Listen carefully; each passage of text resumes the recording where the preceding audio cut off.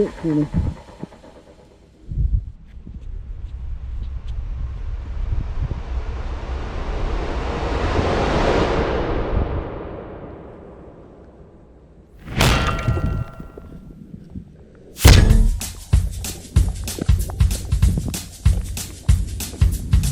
Guys, today's video is sponsored by Catch Co. So I'm down here at the river behind my house, and today I'm going to be using some baits made by Catch Co. Primarily, I'm going to be using the BioSpawn PlasmaTail worm, which is like a trick worm. This thing's got enhanced bioscent and it's genetically engineered. Whatever that means. It catches fish. That's all you need to know. And I'm also going to be using the Trashmaster Jig, which is basically a weedless punching jig. I use it to swim and to punch, but fall's here and it's cooling off some, so hopefully the fish are going to be biting. Let's go catch some.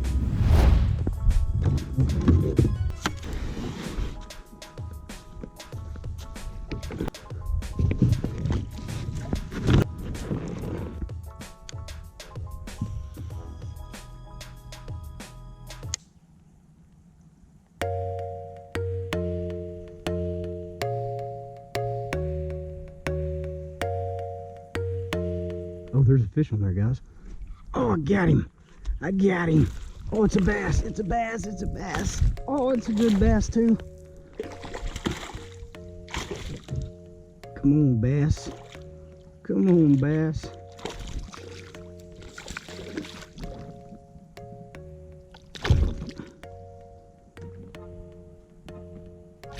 All right. Ain't been down here long. Just caught us one. He's probably a good, I say he's 1.5 pounds. All right, got a picture with him. Let's let him go, boys. Now that I've caught a fish, guys, I'm gonna go over the setup I'm using real quick. This is a PC Fun serpent rod. It's 7 foot long, medium heavy with a fast action tip. And this is the Phantom by PC Fun reel. And it's a 701 gear ratio. I've got 12-pound fluorocarbon on here. And this is an 8-ounce round bend shaky head. See, it's got the flat bottom there, and it's got a spring on it to put that worm on there with a spring. And this is the BioSpawn PlasmaTail I showed you guys. So that bass hit it on the fall. I threw it and my line went slack, and I was waiting for it to hit the bottom, and I kept reeling and I realized my line was all the way out here. So what I'm doing right now, guys, I'm in the kayak and I'm being really quiet because this river is really calm right now. The fish can really pick up on the vibrations of a boat, your voice, you know, any kind of commotion you're making, they can pick up on that. In conditions like this, whenever the river is really still, you know, you got 2 walls right here, so everything echoes back and forth. So I'm trying to be really quiet, and I'm staying close enough to where I can make a cast to the bank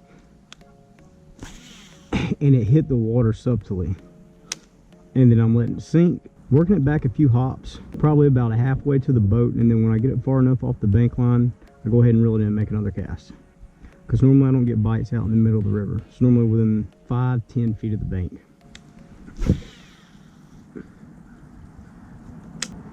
Now guys, I just seen a wake take off from over there. I scared something out of that stump. It looked like it might have been big.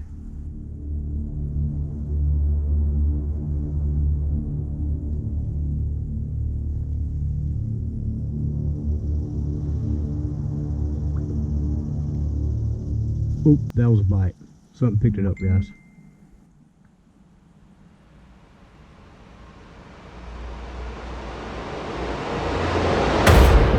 Got the hook in him. Got the hook. Oh, what was that? I think that was a bass. No. Guys, that looked like a 5 or 6 pound bass I just missed. That might have been my PB in this river of all time. That's depressing. The weird thing about that, guys, when I threw it, that stump, it went in the stump, and then I pulled it out the stump, and I seen a big wake start coming this way. I knew something was following my worm, and I stopped it. And I just kind of paused for just longer than normal. And then I barely twisted again, and he grabbed it. So a lot of times if something's following my bait, guys, like if I'm worm fishing and something's following it, and I sense that something's following it, I'll change. Oh, he bit it again.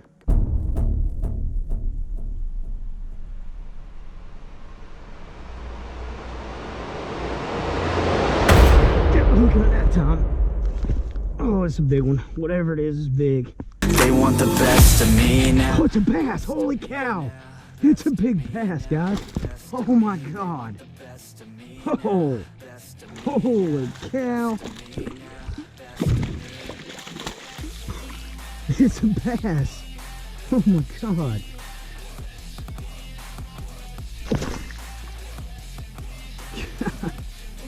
That's a junker.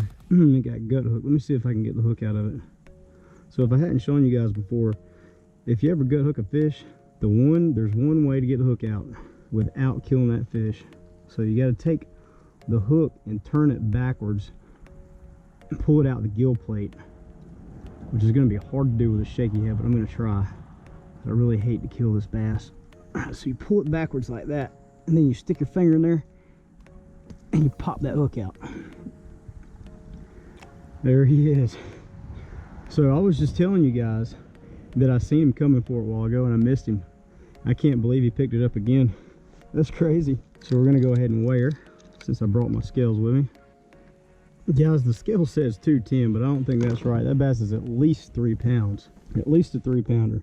Comment down below how big you think this bass is, because I think it's at least 3 pounds. Scale says 210. I'm saying 3.2. I think I need a new scale.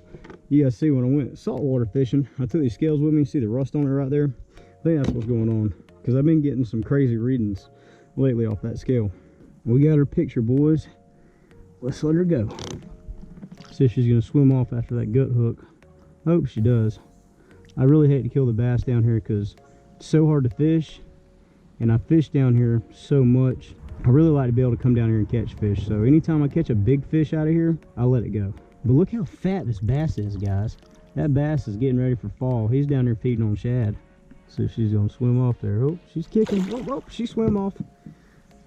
Successful gut hook remove. All right, guys, that's a good day.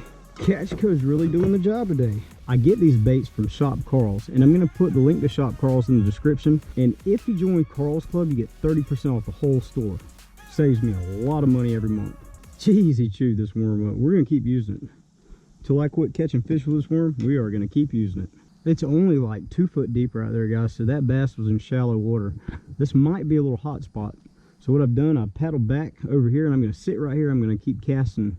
I'm going to let that area cool off because, you know, I just was in there with my kayak, yelling, making a bunch of noise. And I'm going to let that area cool off for a minute. I'm going to fish over here. I'm going to fish over there. And whenever the water smooths out and it calms down, I'm going to start casting over there again.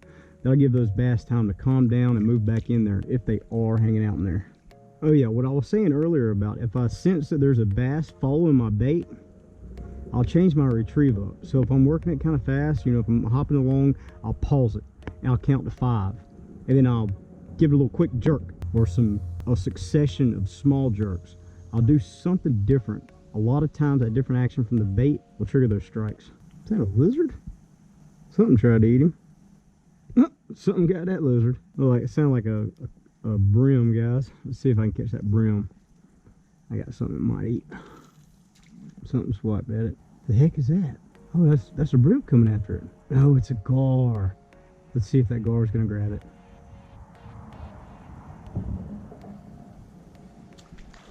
Oh, he grabbed it. Oh, that was cool. I watched him come up and get it, guys. I bet that's what just ate that lizard that we seen fall in the water.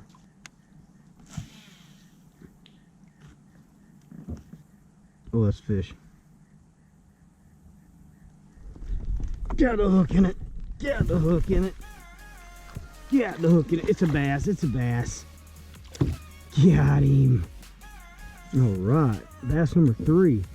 This might be a record for how many bass I've ever caught down here in one day. We are killing it today, boys. He's a short fatty. You guys see how fat these bass are. They're getting ready for winter. They know winter's coming. Like Game of Thrones. Winter's coming. Winter is coming. Winter may be coming. Winter is coming. Check this out, guys. His fin has been cut right there. So we'll know if we catch him again. So let it go. So I switched up, guys. I had been fishing the shallow bank over here. After I caught that last one, I've been just kind of hanging out over there fishing it really slow. And I decided to make a move and change up a little bit and fish the deeper side. And that one's in the deeper water. So guys, what I'm doing right now, I'm under this bridge, and you see there's a bunch of sticks and stuff that's washed up next to these pylons. So I'm taking this jig, and I'm just kind of working it really slow on the bottom, pulling it, giving it a little jerk, and pulling it where it bumps these sticks. And a lot of times you'll pull it through these sticks, and right after I bump the stick, it'll stop. And I'll feel like I'm hung up, but then I'll hold on to it for a minute, and it'll start moving. That's the fish, guys.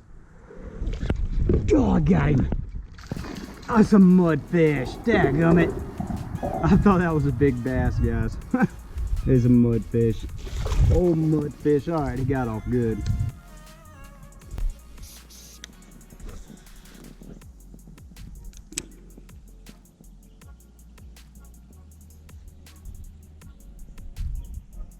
Oop, that's a bite.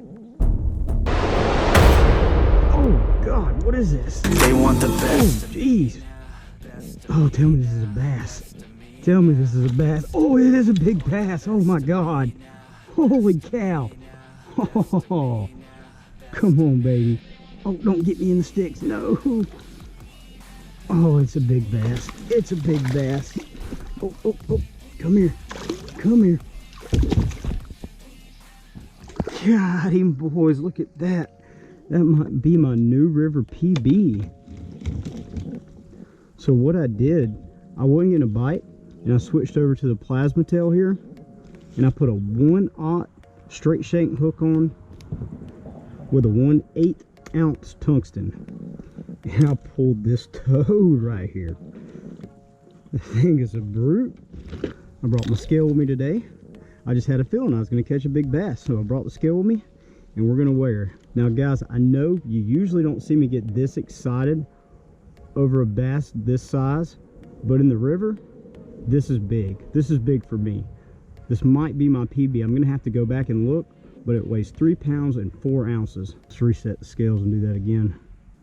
Okay, it weighs 3 pounds and 13 ounces. All right, let's let her go. We got a good picture of her. And she is off. Hell yeah, that's what I'm talking about. Catch Co Baits baby.